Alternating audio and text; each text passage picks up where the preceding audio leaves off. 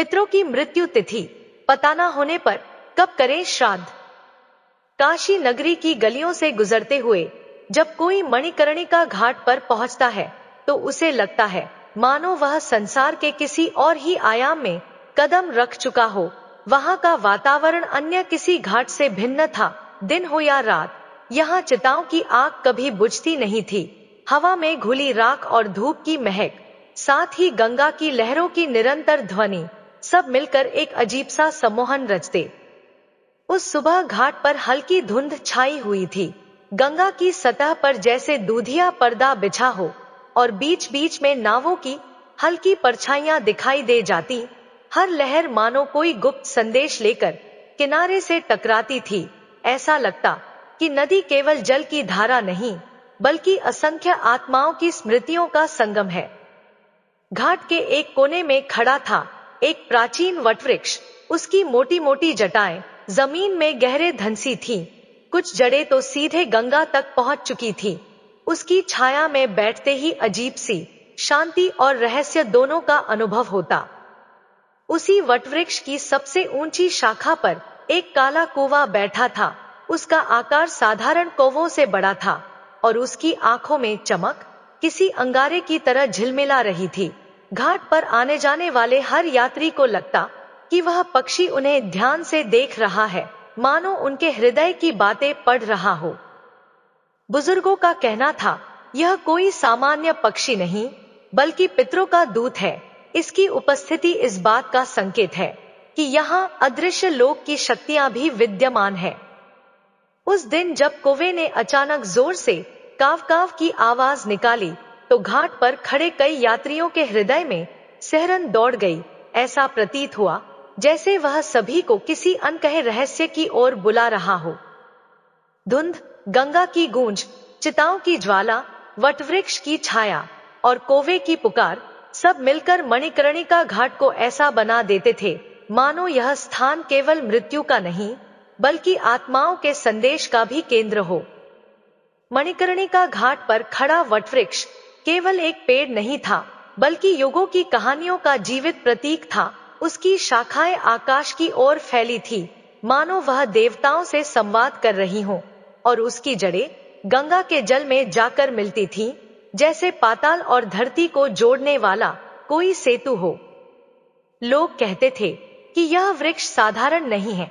पुराणों की कथाओं में इसका उल्लेख मिलता है कि महादेव ने स्वयं इसे आशीर्वाद दिया था कि इसकी छाया में किया गया पितृ तर्पण कभी व्यर्थ नहीं जाएगा। यही कारण था कि घाट पर आने वाले हर यात्री का ध्यान सबसे पहले इस वृक्ष पर ही टिक जाता।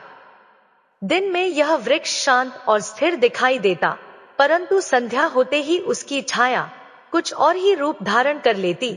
शाखाओं पर बैठते पक्षियों का कलरव धीरे धीरे थम जाता और केवल वही काला कौवा रह जाता जो बार बार काव काव करके वातावरण को विचित्र बना देता। गांव के बुजुर्ग अक्सर बच्चों को बताते, बेटा, यह वृक्ष उन आत्माओं का ठिकाना है जिन्हें अपने श्राद्ध की प्रतीक्षा है। जब कोई अपनी मृत्यु तिथि भूल चुका हो या वंशजों को स्मरण ना हो, तब वे आत्माएं इस वटवृक्ष की छाया में शरण लेती हैं और यही कौवा उन तक अर्पण पहुंचाने का दूत है। यात्रियों ने जब यह कथा सुनी तो उनके मन में कौतूहल और भय दोनों उत्पन्न हुए। क्या वास्तव में यह वृक्ष आत्माओं का आश्रय है? क्या कौवे की हर पुकार पितरों की भूख प्यास की निशानी है? उस रात जब दीपक जलाए गए तो वटवृक्ष की परछाई गंगा पर पड़ रही थी। हवा में उसकी शाखाएं ऐसे हिल रही थी मानो कोई अदृश्य शक्ति उनमें हलचल पैदा कर रही हो। कौवा ऊपर से उतरकर एक टहनी से दूसरी टहनी पर जा बैठा और यात्रियों को टकटकी लगाकर देखने लगा। उस क्षण हर कोई भीतर से अनुभव कर रहा था कि यह वृक्ष मौन होकर भी बहुत कुछ कह रहा है, मानो उसकी जड़ों में युगों की कहानियां दबी हों और उसकी शाखाओं में आज भी आत्माओं की प्रतिध्वनि गूंजती हो। लोगों के मन में यह प्रश्न गहराने लगा, क्या इस वटवृक्ष के नीचे बैठकर हमें अपने पितरों का उत्तर मिलेगा? क्या यही वह स्थान है जहां हमें अर्पण करना चाहिए? वातावरण इतना गंभीर हो उठा कि हर श्वास भारी प्रतीत होने लगी।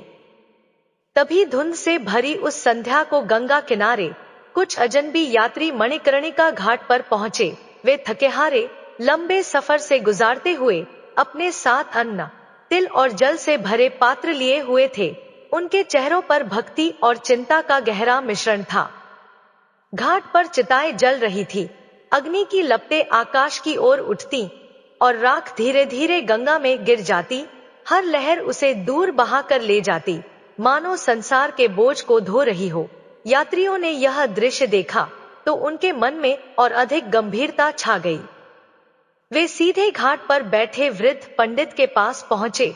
एक यात्री कांपती आवाज में बोला, महाराज, हम अपने पितरों का श्राद्ध करने यहाँ आए हैं, परंतु हमारी सबसे बड़ी समस्या यह है कि हमें उनकी मृत्यु तिथि ज्ञात नहीं। पंडित ने अपनी माला फेरते हुए उन्हें गहरी दृष्टि से देखा, फिर धीमे स्वर में बोले, बेटा, तिथि के बिना श्राद्ध अधूरा माना जाता है। तिथि ही वह सूत्र है जो पितरों तक अर्पण पहुंचाती है। यह सुनकर यात्रियों के चेहरे पर और भी निराशा छा गई। वे आपस में धीमे स्वर में बातें करने लगे। यदि तिथि ना हो तो क्या हमारे पितर हमसे रुष्ट हो जाएंगे? क्या हमारे अर्पण व्यर्थ हो जाएंगे?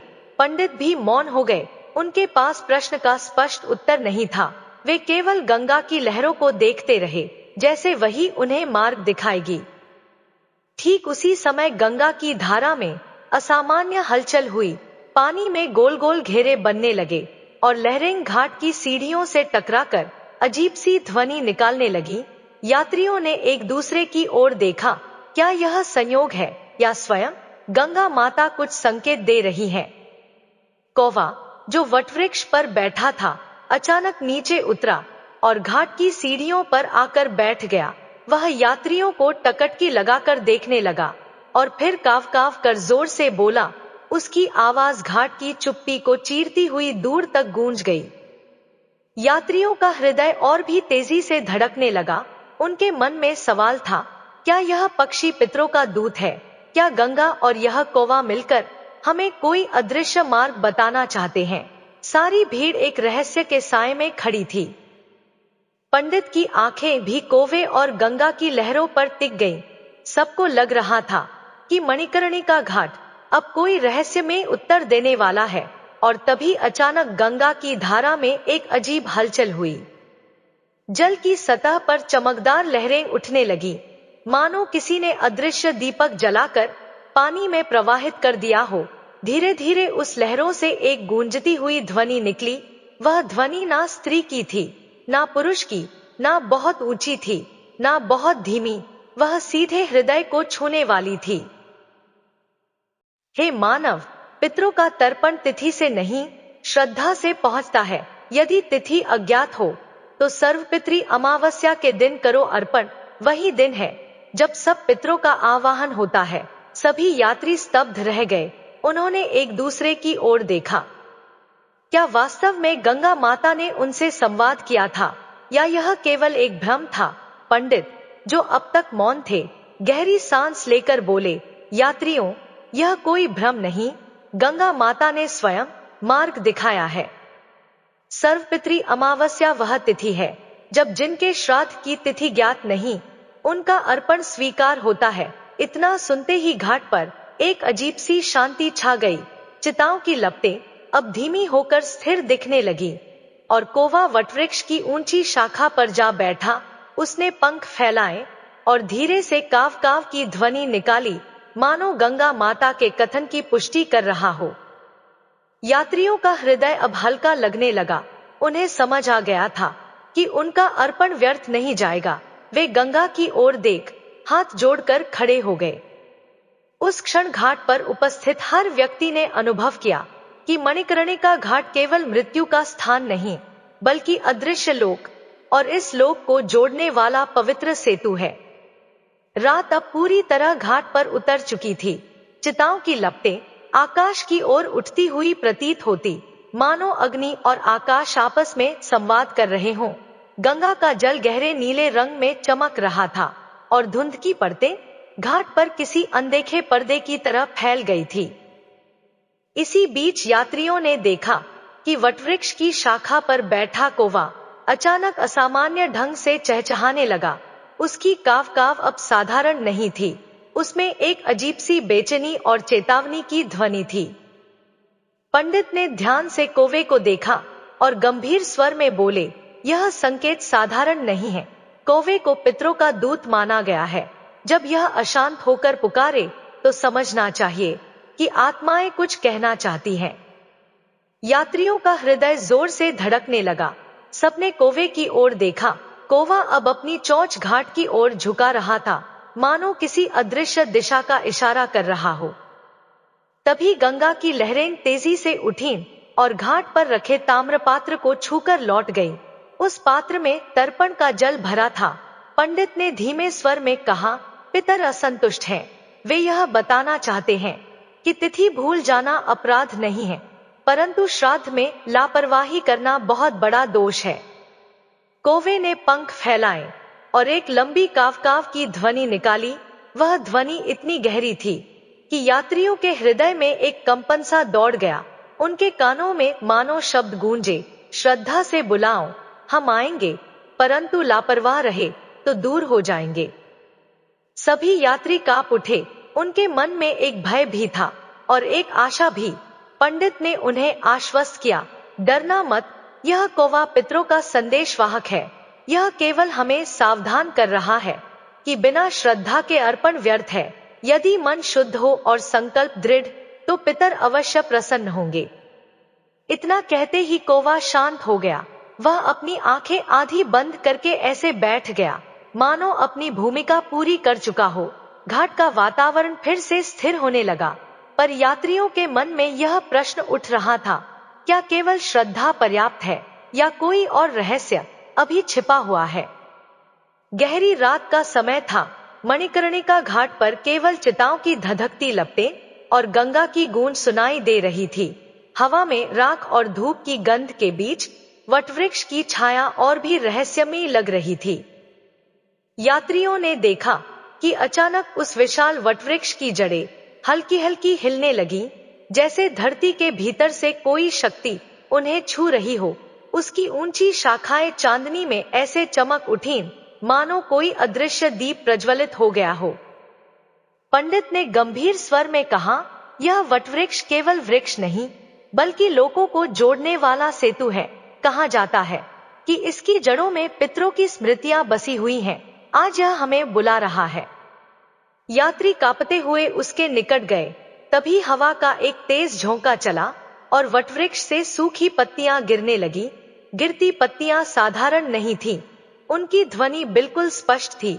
ऐसा लग रहा था मानो हर पत्ती बोल रही हो, श्रद्धा ही द्वार है, सर्वपितृ अमावस्या ही अवसर है। तिथि भूल जाना दोष नहीं, पर स्मरण न करना सबसे बड़ा पाप है। यात्रियों की आंखों में आंसू आ गए। उन्हें लगा कि यह केवल शब्द नहीं, बल्कि उनके पितरों की आत्माओं का संदेश है। पंडित ने धैर्यपूर्वक समझाया, देखो, पितर हमें यह बता रहे हैं कि जिस दिन उनकी मृत्यु तिथि याद ना हो, उस दिन विशेष रूप से सर्वपितृ अमावस्या को उन्हें जल और तर्पण देना चाहिए। यही दिन सबके लिए समान है। उस दिन हर आत्मा अपने वंशजों की पुकार सुनती है। इतना सुनते ही यात्रियों के मन का बोझ हल्का हो गया। वे जान गए कि वे अपने पितरों का श्राद्ध भलीभांति कर सकेंगे। लेकिन उसी समय वटवृक्ष की सबसे ऊंची शाखा पर बैठे कौवे ने फिर से काव काव की। उसकी आंखें अंधेरे में चमक रही थी और वह एकदम स्थिर होकर गंगा की धारा की ओर देख रहा था। पंडित धीरे से बोले, यह संकेत है कि यात्रा अभी पूरी नहीं हुई। गंगा हमें और गहरा सत्य दिखाने वाली है। गंगा की लहरें अब और भी रहस्यमय ढंग से उठने लगी, मानो घाट पर छिपे रहस्य का अगला द्वार खुलने वाला हो। यात्रियों ने ध्यान से सुना, मानो गंगा के जल में अनगिनत आवाजें छिपी थी। कभी वह रोने जैसी लगती, तो कभी कोई गहरी पुकार जैसी। धीरे धीरे उन स्वरों ने एक साथ मिलकर एक स्पष्ट ध्वनि धारण कर ली, हम हैं तुम्हारे पितर, हम तुम्हारी प्रतीक्षा में हैं। श्रद्धा का जल दो, तर्पण का अन्न दो, हमारे बंधन मुक्त करो। सभी यात्री एक क्षण को स्तब्ध रह गए। उनके रोम रोम में सनसनी दौड़ गई। ऐसा लगा जैसे गंगा की लहरों ने अदृश्य लोक का पर्दा हटा दिया हो। पंडित ने कांपती आवाज में कहा, देखो यात्रियों, यह गंगा माता का अद्भुत रूप है। यह नदी केवल जलधारा नहीं, बल्कि तीनों लोकों का सेतु है। इसके जल में पितरों की आत्माएं आवाज देती है। अचानक गंगा की सतह पर हल्की सी चमक उठी। जल में लहरें घूमकर एक आकृति बनाने लगी। सबने देखा, मानो जल में कुछ छायाएं उभर रही हों। वह छायाएं साधारण मनुष्यों जैसी नहीं, बल्कि तेजस्वी थी, जिनके चारों ओर उज्ज्वल आभा थी। उन छायाओं में से एक ने अपना हाथ उठाया और यात्रियों की ओर इशारा किया। उसकी ध्वनि लहरों के साथ गूंजी, सर्वपितरी अमावस्या वह दिन है जब हम सब एक साथ आते हैं। उस दिन अर्पण करो, हमें तृप्त करो। तिथि भूल गए हो तो व्यथित मत हो, क्योंकि हमारी प्रतीक्षा उसी दिन पूर्ण होती है। यात्री अश्रुपूर्ण नेत्रों से गंगा को निहारते रहे। उन्हें लगा मानो उनके सामने उनके पूर्वज खड़े हों। वहीं वटवृक्ष पर बैठा कौवा अचानक अपने पंख फैलाकर घाट की सीढ़ियों पर आ उतरा। उसने ताम्रपात्र के चारों ओर घूमकर काव काव की और जल की ओर देखने लगा। पंडित ने कहा, यह कौवा संकेत दे रहा है कि पितरों ने हमारा आवाहन स्वीकार कर लिया है। अब केवल सही विधि और अटूट श्रद्धा से अर्पण करना शेष है। उस क्षण मणिकर्णिका घाट पर खड़े हर व्यक्ति ने अनुभव किया कि यह केवल अनुष्ठान नहीं, बल्कि आत्माओं से सीधा संवाद है। गंगा की लहरें अब शांत थी, मानो उन्होंने अपनी बात कह दी हो। परंतु यात्रियों के मन में एक और प्रश्न गहराने लगा। क्या केवल तर्पण और अर्पण पर्याप्त है, या पितरों को संतुष्ट करने के लिए कोई और गुप्त रहस्य भी छिपा है? तभी घाट की सीढ़ियों पर एक धीमी आहट हुई। सबने देखा, एक वृद्ध साधु, जिनकी जटाएं गंगा जल से भीगी थी और शरीर पर केवल गेरुए वस्त्र थे, धीरे धीरे आगे बढ़ रहे थे। उनके हाथ में त्रिशूल और कमंडल था और आंखों से अपूर्व तेज झलक रहा था। साधु सीधे वटवृक्ष की छाया में बैठ गए। उन्होंने यात्रियों की ओर देखा और गंभीर स्वर में बोले, हे यात्रियों, गंगा माता ने तुम्हें मार्ग दिखाया, कौवे ने तुम्हें चेतावनी दी और वटवृक्ष ने तुम्हें स्मरण कराया, परंतु एक अंतिम सत्य अभी शेष है।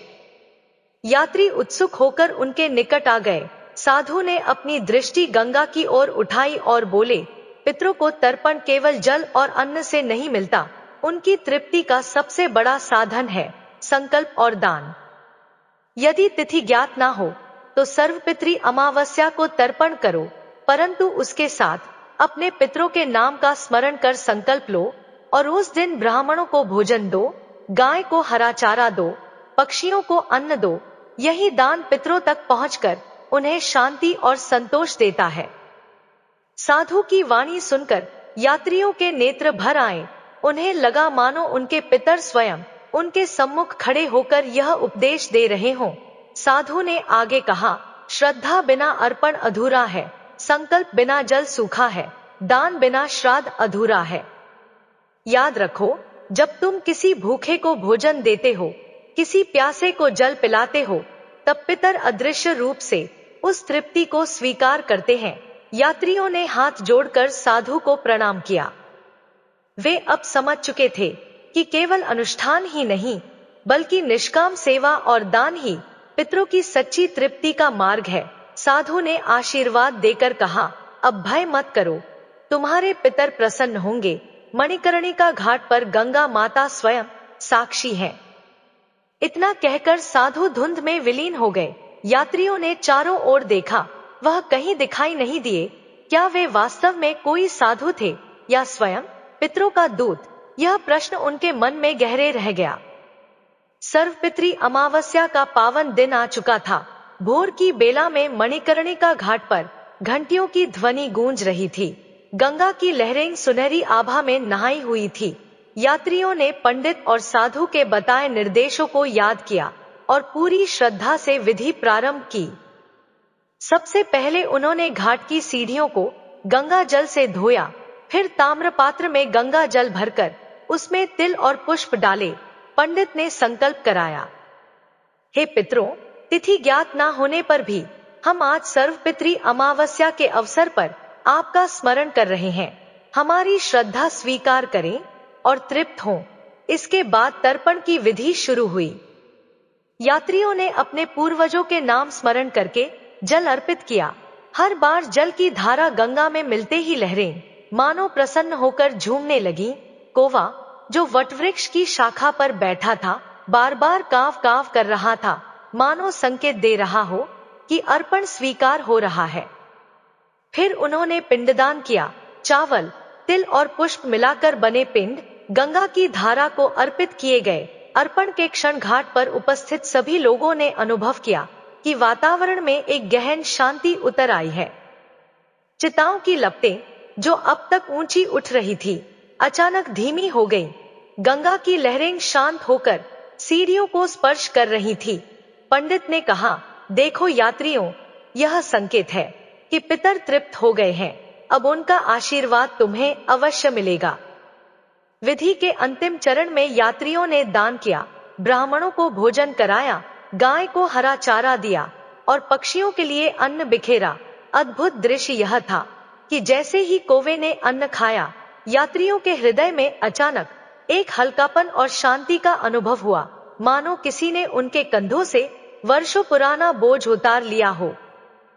तभी गंगा की लहरों से एक मधुर ध्वनि गूंजी, श्रद्धा और दान से किया गया श्राद्ध कभी व्यर्थ नहीं जाता। हम तृप्त हैं, हम प्रसन्न हैं, हम तुम्हें आशीर्वाद देते हैं। सभी यात्रियों की आंखों से आंसू बहने लगे। उन्होंने अनुभव किया कि उनके पितर वास्तव में वहां उपस्थित थे और उनके अर्पण को स्वीकार कर रहे थे। वह दिन उनके जीवन का सबसे बड़ा अनुभव बन गया। अब उन्हें ना तिथि का भय था, ना भूल का अपराध बोध। वे जानते थे कि सर्वपितृ अमावस्या ही वह दिन है जब हर आत्मा का स्मरण संभव है। सूर्य धीरे धीरे आकाश में ऊपर उठ चुका था। सर्वपितृ अमावस्या का तर्पण और श्राद्ध पूर्ण हो चुका था। गंगा की धारा अब बिल्कुल शांत थी, मानो स्वयं मां गंगा यात्रियों की भक्ति से प्रसन्न हो गई हो। यात्रियों ने अंतिम बार वटवृक्ष की छाया में खड़े होकर गंगा की ओर देखा। कौवा अब पेड़ की ऊंची शाखा पर बैठकर बिल्कुल मौन था। उसकी आंखों से निकलती चमक किसी रहस्य की नहीं, बल्कि तृप्ति और संतोष की प्रतीक थी। तभी घाट पर अद्भुत घटना घटी। गंगा की लहरों से फिर एक मधुर ध्वनि गूंजी। वह ध्वनि स्पष्ट थी और उसमें अपार प्रेम और आशीर्वाद था। हे वंशजों, तुम्हारा अर्पण हम तक पहुंच चुका है। तुम्हारी श्रद्धा ने हमें तृप्त किया है। अब हम तुम्हारे पथ के अवरोध हटा देंगे और तुम्हारे घर में सुख समृद्धि का संचार होगा। याद रखो, श्रद्धा ही सबसे बड़ा धर्म है। यह सुनते ही यात्रियों का हृदय भर आया। वे भाव विभोर होकर घाट की सीढ़ियों पर बैठ गए और गंगा माता को प्रणाम किया। पंडित ने कहा, देखो, यह वही क्षण है जब पितर प्रसन्न होकर अपने वंशजों को आशीर्वाद देते हैं। इसलिए श्राद्ध केवल अनुष्ठान नहीं, बल्कि आत्माओं और वंशजों के बीच का अदृश्य बंधन है। धीरे धीरे घाट का वातावरण बदलने लगा। चिताओं की अग्नि बुझने लगी और गंगा की लहरें सुनहरी रोशनी में चमक उठीं। यात्रियों को लगा मानो पूरे घाट पर एक दिव्य आभा छा गई हो। वटवृक्ष से अचानक एक पत्ता टूटा और धीरे धीरे यात्रियों के पास आ गिरा। पंडित ने मुस्कुराकर कहा, यह पितरों का अंतिम संकेत है। वे हमें बता रहे हैं कि अब वे प्रसन्न हैं और सदैव हमारे साथ रहेंगे। यात्रियों ने प्रणाम किया और गंगा की ओर अंतिम बार जल अर्पित किया। अब उनके मन में ना कोई भय था, ना कोई संशय। वे समझ गए थे कि चाहे मृत्यु तिथि याद हो या ना हो, सर्वपितृ अमावस्या वह दिव्य अवसर है जब हर आत्मा अपने वंशजों की पुकार अवश्य सुनती है। जब वे घाट से विदा हुए तो हर किसी के चेहरे पर शांति और आंखों में चमक थी, क्योंकि उन्होंने न केवल अपने पितरों को तृप्त किया था, बल्कि जीवन का सबसे बड़ा रहस्य भी जान लिया था। श्रद्धा से किया गया श्राद्ध ही अमर सेतु है, जो जीवित और पूर्वजों आत्माओं को सदैव जोड़कर रखता है। दोस्तों, आज की कथा कैसी लगी? अपनी राय कमेंट में जरूर बताइए और वीडियो को लाइक शेयर करें और हमारे चैनल को सब्सक्राइब करें। धन्यवाद।